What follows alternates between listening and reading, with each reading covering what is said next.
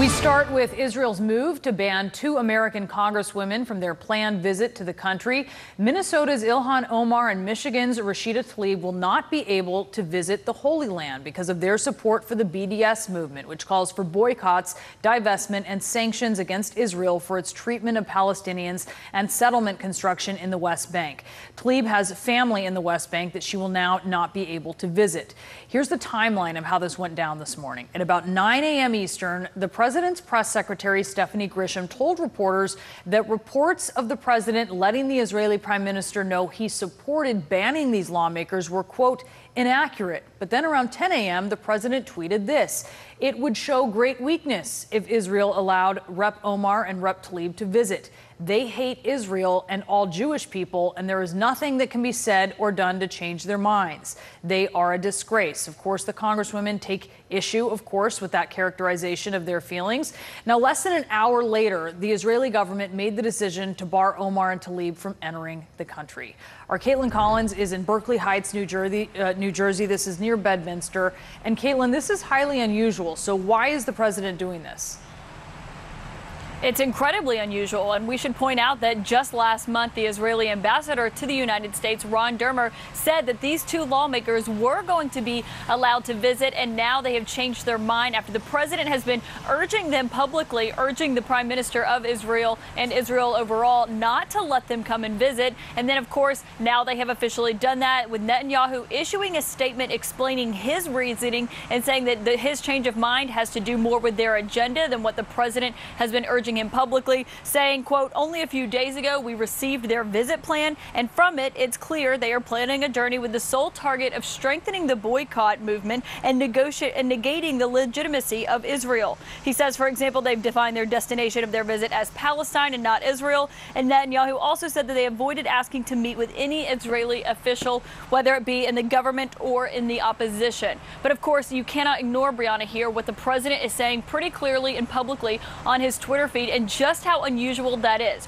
We talk all the time about all the norms that this president has busted and disrupted since he's been in office, but this is certainly one of the most significant, where he's telling another country, recommending to them that not only they not let 2 U.S. citizens in, but also 2 sitting members of Congress. Now, we're getting blowback from people who have even been critical of Ilhan Omar and Rashida Tlaib in the past, saying they don't think this is the right decision for Israel to make, that they should be allowed to go and visit Israel. So the question is whether or not that blowback is going to change the decision here. But certainly the president is very close to Netanyahu, and they've enjoyed that warm relationship that you've seen on display at the White House over several times. And of course, the president is facing a re-election.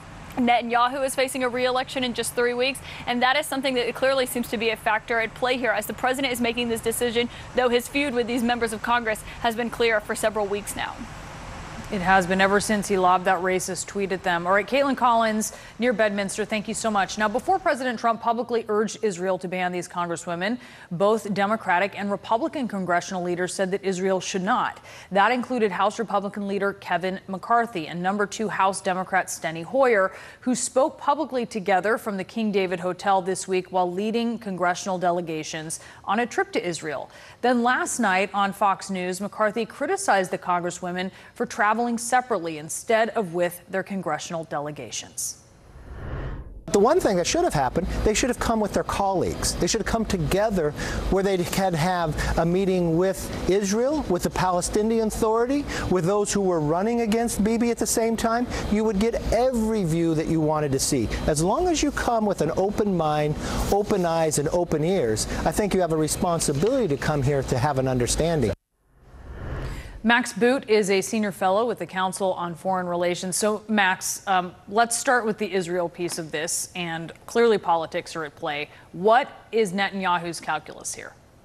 I think Prime Minister Netanyahu's calculus, Brianna, is that, as was mentioned, he has an election coming up in a month, and he is counting on Donald Trump's support to be reelected prime minister. And of course, Donald Trump's calculation is pretty transparent, which is that he wants to demonize and stigmatize these congresswomen of color, to paint them as being anti-American, anti-Israel. He gave away the game just a few minutes ago when he sent a tweet saying Representatives Omar and Tlaib are the face of the Democratic Party and they hate Israel. So that's what he's trying to do, is to win his re-election campaign next year. But the cost of this, Brianna, is going to be high because this is hurting Israel. This is actually helping the anti-Israel BDS movement because it is calling into question Israel's standing as a democracy where people of all different viewpoints are welcome. And it is also undermining the bipartisan basis of American support for Israel. This is unprecedented to not allow these two members of Congress who have to vote on the annual appropriations, $3.3 billion of U.S. aid to Israel.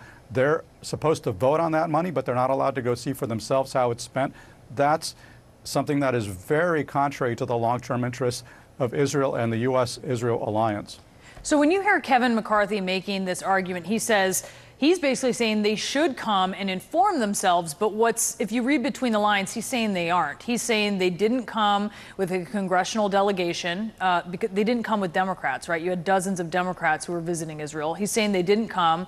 They didn't visit. They didn't have plans to visit with Israeli leaders.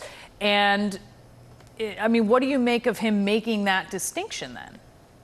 I think this is just another attempt by Republicans to stay on Donald Trump's good side, no matter how awfully he behaves. In fact, this decision has been denounced by all of the major Jewish American organizations, including AIPAC. It's being denounced by Israel's strongest friends in the Democratic caucus, including House Majority Leader Steny Hoyer. And, you know, Kevin McCarthy and these other Republicans know this is wrong. They know there is no excuse for barring sitting members of Congress from visiting one of our closest allies.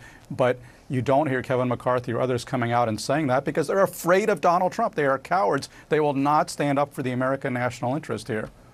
Do you think that Israel would have done this without the president tweeting? Because there'd been a lot of talk about they were headed in this direction. Do you think that pushed them over the line, or do you think that was just coincidence how it developed? Oh, I don't think it was a coincidence because up until a day or two ago, the Israeli government had said they were going to allow these two congresswomen to come. In fact, Steny Hoyer says that he had a commitment from Ron Dermer, the Israeli ambassador to Washington, to say that they would be allowed in. And then apparently what happened is, you know, Trump blew a gasket and he thought that this would interfere with his attempts to demonize these congresswomen of color. It would undercut this racist campaign he is running against Democrats, claiming they're anti-American, they should go back where they come from, and so forth. And so it seems pretty clear that Trump pressured Netanyahu, and Netanyahu caved because both of those leaders are putting their short-term electoral calculations ahead of the long-term interests of the state of Israel, which I strongly support. All right, Max Boot, thank you so much for your perspective.